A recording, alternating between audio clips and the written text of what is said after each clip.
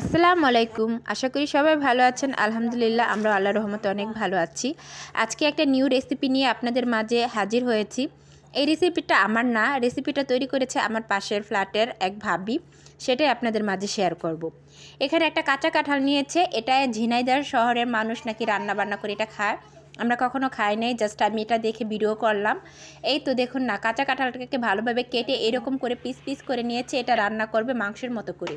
তার জন্য প্রথমে হাতটাকে সরিষা তেল দিয়ে ভালো করে লাগিয়ে নিয়েছি। এই তো এভাবে কাটা শুরু করেছে, প্রায় কাটা শেষের দিকে।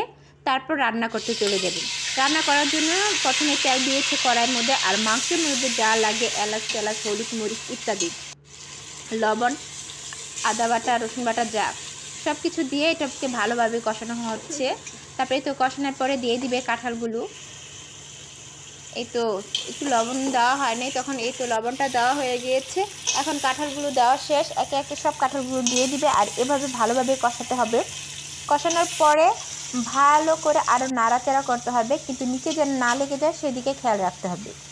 তারপর দেখুন না, কাঁঠালগুলো দেওয়ার পর দেখতে সুন্দর লাগতেছে। আর আমি কখনো এই খাবারটা খাই নাই, ভাবি আমাদের দিয়েছিল। মাশাআল্লাহ, খেতে অনেকটা মজা হয়েছিল।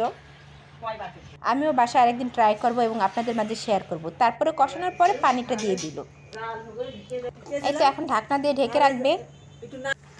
তারপরে এভাবে অনেকক্ষণ নাড়াচাড়া করবে। আলহামদুলিল্লাহ, রান্না প্রায় শেষের দিকে। যারা এই ভিডিওটা দেখছেন এবং প্রথম দেখেছেন সবাই দেখবেন, ভালো লাগবে। আসসালামু আলাইকুম।